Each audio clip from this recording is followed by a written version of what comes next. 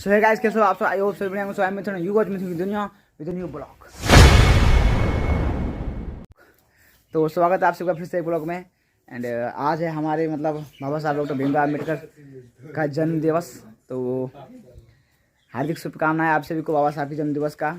तो हम लोग जो है बाबा साहब का मतलब जन्म दिवस मनाने का तैयारी मतलब कर ही रहे हैं अभी तक। तो यहाँ पे देखो हम लोग ने ये टेंट का एक लाया है। और बाबा साहब का आज जन्म दिवस है तो हम लोग कैसे भूल सकते हैं। उन्होंने जो हमारे लिए किया है वो किसी मतलब गॉड से कम नहीं है। तो हमारा जो मतलब भगवान है, कहने का मतलब जो भगवान है वही है। भले हम लोग को जन्म माँ बाप ने दिया है, लेकिन हम लोग का जो असली बाप है बाबा साहब ही है। तो उनका जन्म दिवस तो हम लोग मनाएंगे। और सभी को मैंने बुला लिया। ये देखो सभी यहाँ पे दोस्त लोग बैठे हुए हैं। इधर है, ये इधर गुरु, पंकज, सोनू है और भी आ रहा है बच्चा लोग। ये देखो आया उधर से। तो फटाफट जो है कार्यक्रम शुरू करते हैं एंड दिखाते हैं आपको फुल सेलिब्रेशन। और कुछ बातें भी करेंगे बाबा साहब के बारे में, ठीक है। अगला साल भी हम लोग सेलिब्रेशन किए थे, यही वो जगह है जहाँ पे हम लोग सेलिब्रेशन किए थे। तो वो फुल वीडियो अपलोड है मेरे चैनल पे, पुराने वाले चैनल पे, मिथुन की दुनिया पे। तो ये वाला जो वीडियो है ये नया वाला चैनल पे आएगा, ठीक है। तो फटाफट शुरू करते हैं, मेरा टाइम वेस्ट किए, ठीक है। देखते हैं।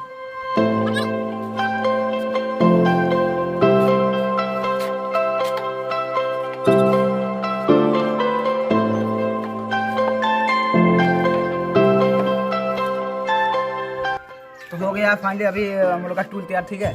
और वहाँ पे रखा हुआ पनीर पनीर लेकर प्लास्टिक रखे इसको वो ले जाओ।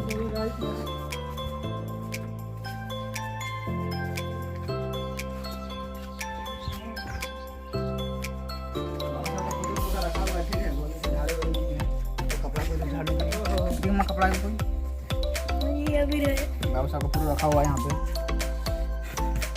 दे मैं कपड़ा दे।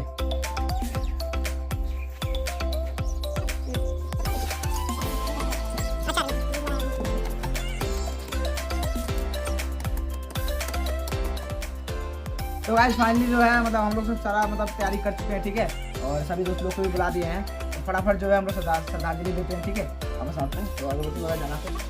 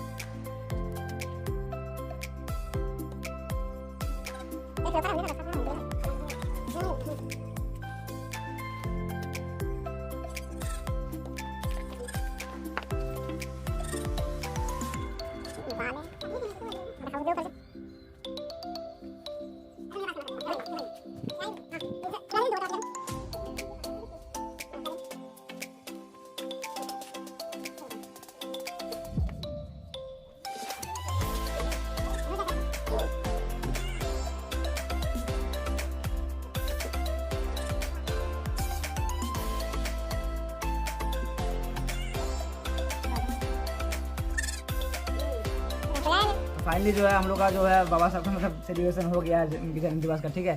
तो आज हम लोग यहाँ इकट्ठा हुए हैं इसलिए क्योंकि उन्होंने जो हमारे लिए किया है ना, किसी उपकार से, किसी भगवान, किसी गॉड से कम नहीं है। तो उनके जन्म दिवस पर हम लोग याद ना करें तो ऐसा हो ही नहीं सकता है। तो दो वर्ड कहना चाहेंगे बाबा साहब के जन्म दिवस के बारे में कि बाबा साहब का जन्म 14 अप्रैल 1891 को मध्य प्रदेश मऊ छावनी में हुआ था। उनके पिताजी का राम जी मालोजी सकपाल था। उनके माता का नाम भीमाबाई थी। बाबा साहब जो थे हम लोग के कास्ट से ही बिलोंग करते थे। उस समय जब 1947 के पहले जब हम लोगों का देश जो है अंग्रेजों के मतलब कब्जे में था, अंग्रेजों के कब्जे में था, उस समय हम लोगों का देश जो है, हम लोग का जो समाज है बहुत ही छुआछूत और भेदभाव था। तो बाबा साहब ने बहुत ही मतलब छुआछूत और भेदभाव का सामना किया है। बाबा साहब चमार से मतलब चमार जाति से बिलोंग करते थे। वैसे भी हम लोग भी चमार ही हैं। तो मतलब उस समय कहा जाता था दलित, हम लोग को दलित कहा जाता था, शूद्र कहा जाता था। तो उस समय जो है समाज में ऐसा मतलब चलन था कि हम लोगों को ना ही पढ़ने लिखने का अधिकार था और ना ही किसी तरह का अधिकार था, सामाजिक अधिकार। तो आज हमें जो भी इज्जत मान सम्मान मिलता है वो बाबा साहब की वजह से ही मिलता है। उन्होंने जो अपने जीवन में संघर्ष किया है, आज उसी का मतलब फलस्वरूप हम लोग को जो है एक नया जीवन दान मिला है। तो 1947 के पहले जब हम लोग का देश अंग्रेजों का गुलाम था, तो उस समय जो है हम लोग का देश में बहुत ही छुआछूत और भेदभाव चलता था। तो बाबा साहब ने जो है बहुत ही छुआछूत और भेदभाव का सामना किया है अपने लाइफ में, अपने जीवन में। तो कहने का मतलब है कि आज हम लोग उनका जीवन जयंती मना रहे हैं, तो कहीं ना कहीं उन्होंने हमारे लिए एक ऐसा काम किया है जो शायद आने वाले सालों में किसी ने नहीं किया था। देश में तो हम लोग का देश में तो बहुत सारे महापुरुष हैं, लेकिन शायद इन्होंने जो हमारे लिए किया है वो किसी उपकार से कम नहीं है हमारे लिए। आज हम लोग को एक नया जीवन दान मिला है, अगर आज हम लोग को एक अच्छा लाइफ मिला है, एक अच्छा जीवन मिला है, आज हम लोग को सामाजिक अधिकार मिला है, तो वो सिर्फ और सिर्फ बाबा साहब का देन है और किसी का नहीं। तो कहने का मतलब है कि इन्होंने अपनी लाइफ में बहुत ही मतलब संघर्ष किया। इनको स्कूल में पढ़ने नहीं दिया जाता था, क्लास के बाहर में इनको बैठाया जाता था, सभी बच्चों के साथ बैठने का इनको अधिकार नहीं था। स्कूल में मटका में पानी पीने का अधिकार नहीं था, इनको मटका में पानी आता था तो सभी बच्चे पीते थे, लेकिन इनको पीने का अधिकार नहीं था। गलती से अगर इन्होंने एक बार छू भी दिया था तो इनको शायद बहुत ही मार पड़ी थी उस समय। तो कहीं ना कहीं उस समय हम लोग का देश में बहुत ही अधिक छुआछूत और भेदभाव चलता था। तो उन्होंने अपने लाइफ में बहुत अधिक छुआछूत और भेदभाव का सामना किया है, लेकिन आज के समय में हम लोग को वैसा देखने को नहीं मिलता है। लेकिन कहीं ना कहीं अभी भी वो चीज़ है समाज में, बड़े बड़े जो जाति के लोग हैं उन्होंने अभी भी पाल के रखा है। कहीं ना कहीं देखने को मिलता है हमारे गांव में तो नहीं है, बहुत ज़्यादा कम है, लेकिन बाहर में अभी भी चल रहा है वो छुआछूत और भेदभाव अभी भी जारी है। लेकिन शायद ही अभी अगर बाबा साहब ने हम लोगों के लिए संविधान ना बनाए होते तो अभी भी हम लोग का समाज वैसे ही गुलामी में जी रहा होता। हम लोग का समाज के साथ बहुत मतलब हम लोग के समाज के साथ बहुजन समाज के साथ बहुत ही मतलब गलत मतलब व्यवहार होता। और कहने का मतलब है कि उस समय जो है हमारे समाज में मतलब दबा के रखा जाता था हम लोगों को, हमारे समाज के लोगों को। तो हमारा जो संविधान है इंडियन कॉन्स्टिट्यूशन, भारतीय संविधान, तो मतलब संविधान बनाने में बाबा साहब का बहुत ही महत्वपूर्ण योगदान है। बाबा साहब संविधान सभा की प्रारूप समिति का मतलब अध्यक्ष थे। तो कहने का मतलब है कि 2 साल 11 महीने 18 दिन में हमारा जो है संविधान बनके तैयार हुआ था। और 26 नवंबर 1949 को संविधान बनके तैयार हुआ और 26 जनवरी 1950 को लागू हो गया हमारे पूरे देश में। उससे पहले हमारे देश में मनुस्मृति चलता था। शायद आप लोग को पता होगा, किसी को, लेकिन सभी ब्राह्मण को पता होगा। ब्राह्मण को देख के ये वीडियो जलने वाली है, क्योंकि मनुस्मृति हमारे देश में उस समय लागू था जब 20 दिसंबर 1927 को शायद बाबा साहब ने मनुस्मृति का मतलब दहन किया था, जलाया था मनुस्मृति को। तो उस समय हम लोग का समाज में 20 दिसंबर 1927 ईस्वी को मतलब 20 दिसंबर को हम मनुस्मृति दहन दिवस मनाते हैं। तो मतलब उस समय जो है संविधान लागू होने से पहले हमारे देश में मनुस्मृति चलता था। और मनुस्मृति में साफ तौर पे लिखा था कि किसी दलितों को पढ़ने का अधिकार नहीं है, ना ही किसी महिला को पढ़ने का अधिकार है, जो कि एक सरासर काला कानून था हमारे देश में।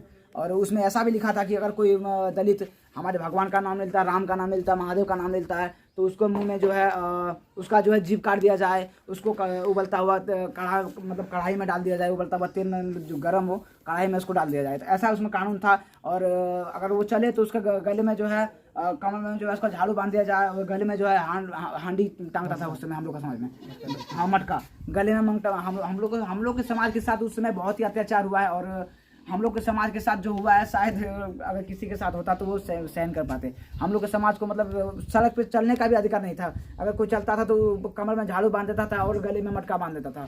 तो बहुत ही अत्याचार हुआ हमारे समाज के साथ। और आज भी होता वो हम लोग के साथ आज भी होता, क्योंकि आज हमारे देश में स्वतंत्रता समानता, हम लोग को स्वतंत्रता समानता और भाईचारा मिला है, तो वो सिर्फ और सिर्फ संविधान की देन है। और संविधान जो है हमारे बाबा साहब की देन है। तो आज हमें जो जीवन मिला है, जो मान सम्मान इज्जत मिला है, वो सब बाबा साहब की देन है। भले हमें जन्म हमारे माँ बाप ने दिया, लेकिन हमारे जो असली बाप हैं वो बाबा साहब ही हैं। और एक बात मैं कहना चाहूँगा अपने समाज के लोगों के लिए कि आज हम लोग यहाँ जयंती मना रहे हैं बाबा साहब का, किस लिए मना रहे हैं? इसलिए नहीं मना रहे हैं कि हम लोग इनका पूजा कर रहे हैं और इनको अगरबत्ती दिखा रहे हैं। बाबा साहब ने ये नहीं कहा था कि तुम पूजा करो, मेरी अगरबत्ती दिखाओ, ये वो नहीं। इन्होंने कहा था कि मेरा जो विचार है वो लोगों तक पहुँचाओ, और वो पहुंचाना बहुत जरूरी है। लेकिन हमारे समाज के लोग क्या हैं कि आजकल पढ़ लिख लेते हैं, इनके दिए गए संविधान की वजह से उनको पढ़ने का अधिकार मिला है। अब पहला बात तो हम लोग दलित समाज से बिलोंग करते हैं, और हम लोग को पढ़ने लिखने का 1950 ईस्वी 1949 की ईस्वी पहले हम लोग को पढ़ने लिखने का अधिकार बिल्कुल ही नहीं था। और संविधान की वजह से हमें पढ़ने लिखने का अधिकार मिला है। और बाबा साहब के दिए गए संविधान की वजह से आजकल लोग हमारे समाज के लोग पढ़ लिख लेते हैं, और पढ़ लिख के जो है महादेव का, बजरंगबली का गुणगान गाते हैं, भगवान का गुणगान गाते हैं, जो कि सबसे गलत बात है। उनको पता ही नहीं है कि बाबा हमें जो पढ़ने का अधिकार है वो संविधान देता है, और नौकरी वगैरह जो भी आज हम लोग तरक्की में है वो आरक्षण की वजह से हम लोग को मिला है। तो कहने का मतलब कि इनके दिए गए संविधान की वजह से लोग पढ़ते हैं लिखते हैं और इन्हीं को बदनाम करते हैं उल्टा। बाबा साहब ने कहा था एक बात कि हमें पढ़े लिखे लोगों ने धोखा दिया, और ये बात सच भी है कि पढ़ लिख लेते हैं, उसके बाद जो है अपने परिवार को देखते, ये करते वो करते, जो कि सबसे गलत बात है। अपने परिवार को देखिए, गलत बात नहीं है, अपने परिवार को भी देखिए, सबको देखिए, लेकिन बाबा साहब का जो विचार है वो लोगों तक पहुंचाइए। और अपने अगर आपने पढ़े लिखे का अच्छा मुकाम हासिल किया तो अपने कमाई का 5% अपने समाज को दान कीजिए, अपने बहुजन समाज को दान कीजिए, और समाज को सपोर्ट कीजिए आगे जाने में।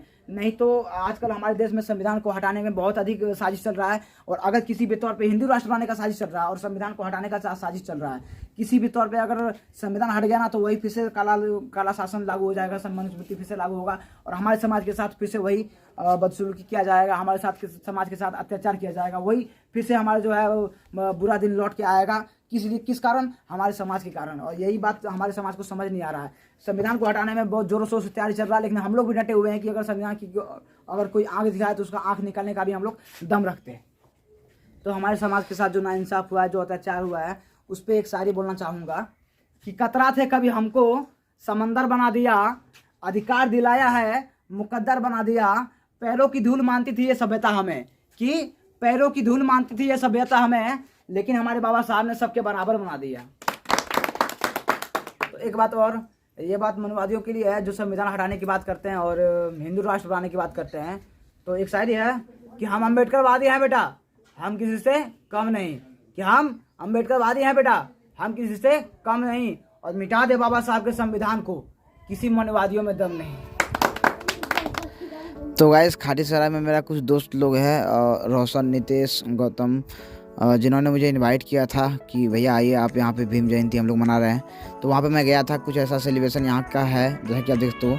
यहाँ पे बच्चा लोग बहुत अच्छा स्पीक किया है, जैसा कि आप देखते हो। मैं आपको सुनाता हूँ, बारी बारी से आपको दिखाता हूँ सब कुछ, ठीक है। देखो एंड तक, बहुत ही बढ़िया लगेगा आपको देख के। यहाँ पे देखो कुछ ऐसा सेलिब्रेशन किया है ये लोग, अच्छा है जो भी है।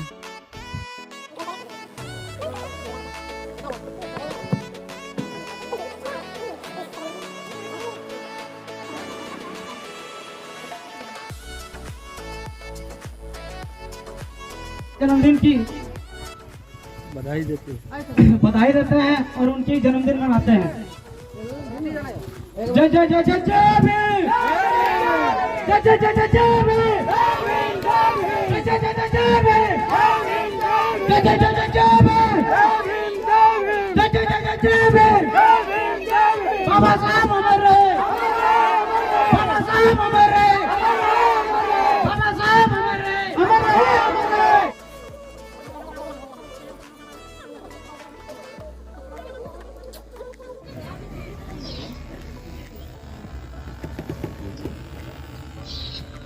तो हमारे मंच पर पहुंचे हैं हमारे वकील साहब सुभाष जी। अपना जो भी विचार व्यक्त रखेंगे उनके लिए आमंत्रित किया गया है।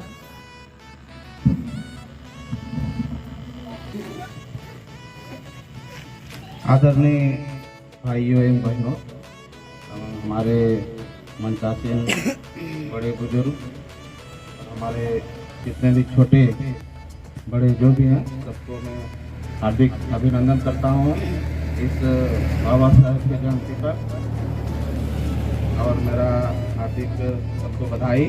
आज का दिन बहुत महत्वपूर्ण है हम लोग के लिए। तो आज जो बाबा साहब का जो जन्म जयंती मनाया जा रहा है, वो जितने भी हमारे बड़े छोटे ने जो भी कहा कि कहाँ जन्मे बाबा साहब का जन्म जैसे भी हुआ, पढ़ाई जहाँ जहाँ हुआ, कोलंबिया में बहुत सारी डिग्रियां हासिल की उन्होंने, ठीक है, वो सब बात तो है ही। और बाबा साहब का जितना भी गुणगान किया जाए वो कम है। तो इन लोगों ने जो हमारे अछूत जाति को जितना भी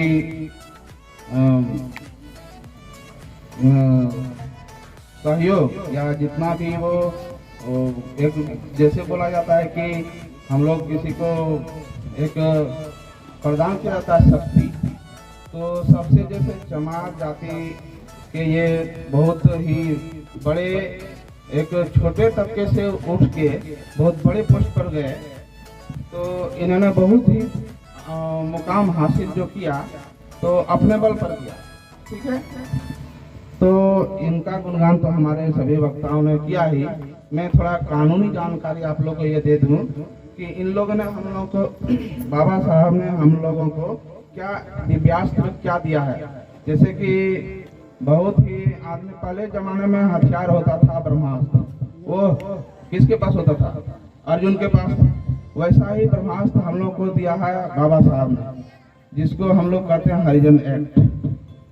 वो एक्ट का प्रयोग आप लोग उसको जानिए और कीजिए।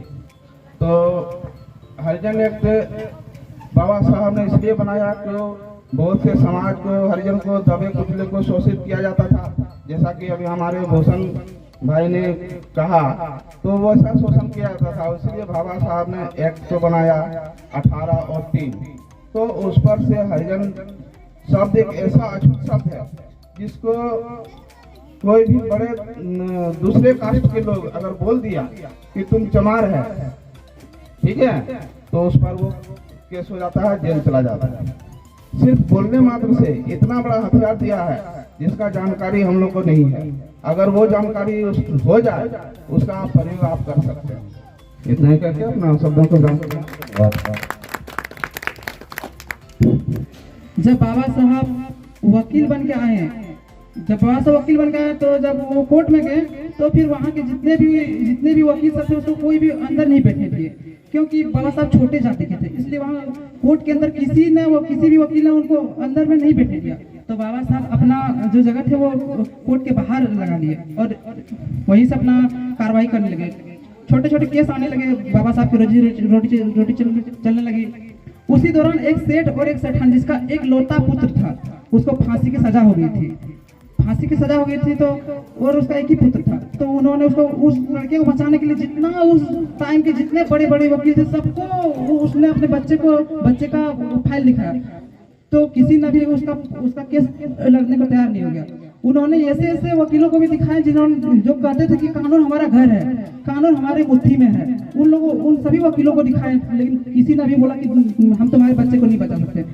तो वो सेठ पूरा मुंबई के जितना भी वकील थे सबको फाइल दिखाते जिस जगह रहते थे, जिस कोर्ट में बाबा साहब रहते थे वहाँ गए।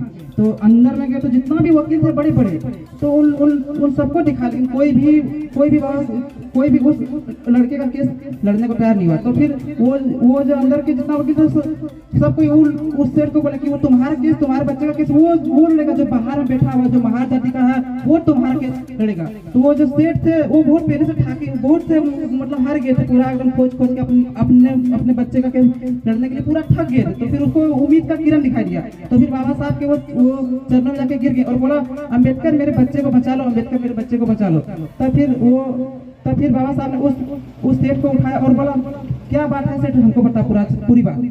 तो सेठ ने बताया कि मेरी एक ही बेटा है और उसको फांसी का सजा हो गया। अगर ये मर गया तो इसके साथ साथ इसकी माँ भी मर जाएगी। मेरे घर से एक साथ दो लाश निकलेंगे, अम्बेडकर मेरे घर से दो लाश निकलेंगे। तो फिर बाबा साहब ने बोला, ठीक है सेठ, मैं तुम्हारा केस लड़ूंगा, लेकिन इससे पहले बताओ सेठ कि तुमने ये फाइल किसको दिखाई। तो वो सेठ ने कहा कि अम्बेडकर मैं इस फाइल पर इतना खर्चा कर चुका हूँ कि किसी व्यक्ति का 3 पीढ़ी भी नहीं कमा सकता। तो फिर बाबा साहब ने कहा, ठीक है सेठ, हम तुम्हारा केस जरूर लड़ेंगे। कोर्ट लगी, कचहरी लगी, दोनों पक्षों के वकील हुए, वकील आमने सामने हुए। तो दूसरे पक्ष के वकील ने अपना दलील दिया। जब जज ने बाबा साहब को कहा कि अम्बेडकर तुम अपना दलील दो, तो फिर बाबा साहब ने कहा कि जज साहब आप अपना फैसला सुनाए, हम अपना दलील नहीं देंगे। तो फिर वो जो सेठ वो मन ही मन बहुत बाबा साहब को डांटने लगे कि अम्बेडकर तुमने मुझे धोखा दिया, जब तुमको मेरा बच्चे का केस लड़ना ही नहीं था तो फिर तुमने मुझे हाँ क्यों किया, मैं किसी और भी वकील को दिखाते हैं। तो उसके बाद जब फांसी की सजा हो गई, फांसी का टाइम हुआ, तो जैसे ही उस बच्चे के गले में फांसी का फंदा डाला, बाबा साहब ने कहा, बस जज साहब आपका सजा खत्म हो गया, आपने इस बच्चे को फांसी की सजा दी है। ये नहीं बोला कि फांसी की सजा के बाद इस बच्चे का मौत हो जाए। तो फिर जितने भी वकील थे, जज थे, सब कोई हैरान हो गए, ये कैसा बात है। तो बाबा साहब ने कहा कि आपने इसमें लिखा है कि इसे फांसी की सजा दी जाए, ये नहीं कहा कि इस फांसी की सजा के बाद बच्चा मर जाए। आप फांसी की सजा दी, मेरा बच्चा मरना नहीं चाहिए। आप ध्यान से देखिए कि एक इंसान के अंदर इतना दिमाग कैसे हो सकता है। तो फिर बाबा साहब ने सूझबूझ के हिसाब से बच्चे को बचा लिया। और उसी घटना के बाद कोई भी जज किसी अपराधी को फांसी की सजा देता है तो ये नहीं कहता कि उसको फांसी की सजा दी जाती है, वो जज ये कहता है कि सब सजाए मौत दी जाती है। अगर फांसी की सजा कहा तो फिर उस बच्चे को उस कैदी को फांसी की सजा नहीं दी जाएगी।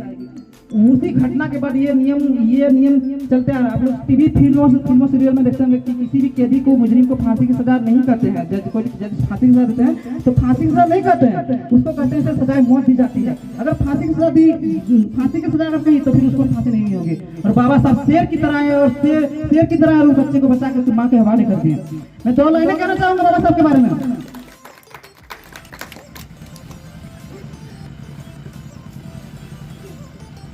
न राम ने कुछ दिया, न कृष्ण ने कुछ दिया, न राम ने कुछ दिया, न कृष्ण ने कुछ दिया, जो भी दिया वो बाबा साहब के संविधान ने दिया। और मैं महिलाओं से कहना चाहूंगा, आज हमारे देश की महिलाएं चांद तक पहुंच गई। पता है किसकी वजह से? बाबा साहब के वजह से पहुंच गए। आज हमारे देश की महिलाएं बड़े से बड़े पद पर है। पता है किसकी वजह से? बाबा साहब की वजह से। आप लोग पूजा और सब चीज करते हैं, लेकिन ये सब अधिकार आपको बाबा साहब दे के गए। आप लोगों को मंदिर में भी प्रवेश करने का आज्ञा नहीं दी थी, अधिकार नहीं था। ये आप लोग जो पूजा पाठ कर रहे हैं इसे बाबा साहब के बदल कर रहे हैं, इसलिए बाबा साहब को जरूर मानिएगा, उनके प्रति आदर अपने दिल में जरूर रखिएगा।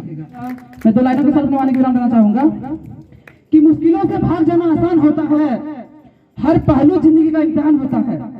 कि मुश्किलों से भाग जाना आसान होता है, हर पहलू जिंदगी का इम्तिहान होता है। और डरने वालों को कुछ नहीं मिलता जिंदगी में मेरे दोस्त, लड़ने वालों को डरना जहान होता है। इन्हीं शब्दों के साथ मैं अपनी वाणी विराम देता हूँ। आप सभी को जय भीम।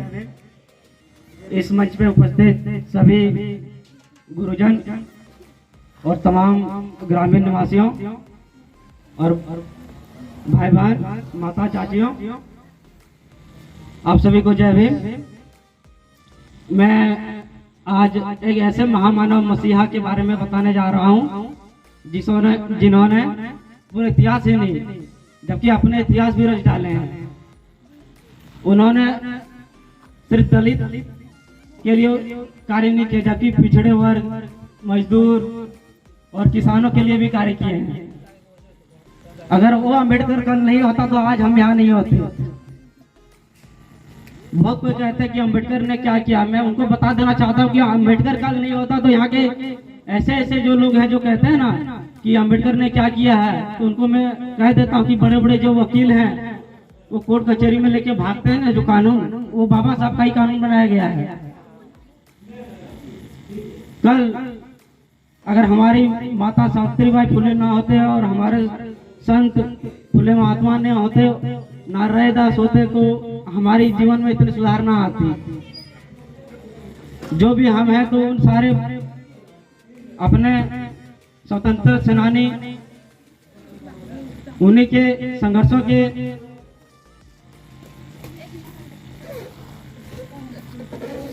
प्रयास से हम आज जी रहे हैं। आज के लोग कहते हैं कि हमारी देवी, ज्ञान की देवी सरस्वती माता है। उन्हें तो ये भी नहीं पता है कि जब पहला स्कूल जो खोला गया था 1848 में सावित्रीबाई फुले ने, वो लोग ये भी नहीं जानते कि सावित्रीबाई फुले कौन है। अब बहुत कोई तो मान लेते हैं ज्ञान की देवी माता सरस्वती है। मैं पूछना चाहता हूँ उन लोगों से कि माता सरस्वती ने कितने स्कूल कॉलेज खोले हैं, कितने ट्यूशन पढ़ाई माता सरस्वती ने? वो तो सब कोई मान लेते हैं, लेकिन वो अपना इतिहास नहीं जानते कि माता सावित्रीबाई फुले ने इन लड़कियों के लिए क्या किया है। हमारे संत महात्मा फुले जिन्होंने पहली स्कूल खोलने का प्रयास किया 1848 में और अपनी पहली छात्र बनाया अपनी पत्नी को।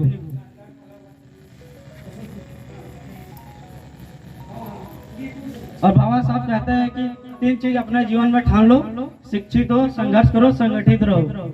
शिक्षित होने का तात्पर्य ये नहीं कि सिर्फ शिक्षित हो, नौकरी पाओ और अपना जीवन निर्यात करो। शिक्षित होने का मतलब कि समाज सुधारक भी बनो। आर्थिक सुधार तो करना ही करना है। समाज सुधारक बनने से अगर समाज में जितने भी हैं अशिक्षित लोग हैं उनको भी सुधारिए। धन्यवाद। आज का दिन है बड़ा महान, बनकर सूरज चमका एक इंसान, कर गए सबके लिए भले एहसान, बना गए हमारे देश का संविधान। भीम अम्बेडकर हैं देश की शान, हर भारतीय के दिल में है विराजमान। देश के लिए किए गए हैं बड़े काम, हमारे बाबा साहेब अम्बेडकर है बहुत महान। मैं गौतम सागर करता हूँ कि कुछ बाबा साहब के लिए जोरदार शायरी जरूर बोले, जिससे पूरा मन झिल जाए। तो जय भीम साथियों, शायरी पेश करना जा रहे हैं कि फूलों की कहानी बहारों ने लिखी, कि फूलों की कहानी बहारों ने लिखी, रातों की कहानी सितारों ने लिखी, कि फूलों की कहानी बहारों ने लिखी, रातों की कहानी सितारों ने लिखी। हम नहीं किसी मनवादी के गुलाम, क्योंकि हमारी कहानी बाबा साहब अम्बेडकर ने लिखी। हमें फर्क नहीं पड़ता कि निकाली होगी किसी ने अपने जटाओं से गंगा, कि हमें फर्क नहीं पड़ता कि निकाली होगी किसी ने अपने जटाओं से गंगा। हमें तो पानी पीने का भी अधिकार बाबा साहब को संघर्ष से मिला। जय भीम, बाबा साहब हमारे, जय जय जय जय जय भीम, जय जय जय जय जय भीम, बाबा साहब हमारे। तो आ सकते हैं। My dear brothers or sisters and our respectable persons, it is very awesome moment that we have served today for celebrating for the birthday of Baba Saheb Bhimrao Ambedkar, the day of 14th April. It is very holy month and day for us. I become very glad for take a chance to give some speech about Baba Saheb. Ambedkar was born at 14th April 1891. His father name was Ramji Sakpal and her mother name was Bhima Bai. Baba Saheb was an Indian jurist, economist, social reformer and political leader who headed the committee drafting the Constitution of India from the Constituent Assembly. Debates served as law and justice minister in the first cabinet of Jawaharlal Nehru. He was great leader of Independent Labour Party and Sahyadrit caste in 1990. The Bharat Ratna, India's highest civilian award, is also referred to by the nickname Baba Saheb, that's meaning respected father. Thank you. आंसू अपनी गिराकर हंसाया हमको, कि आंसू अपनी गिराकर हंसाया हमको, कभी मत भूलना उस महान को, जमाना कहता है डॉक्टर साहब भीमराव अम्बेडकर को। जय हिंद, जय भारत, जय संविधान।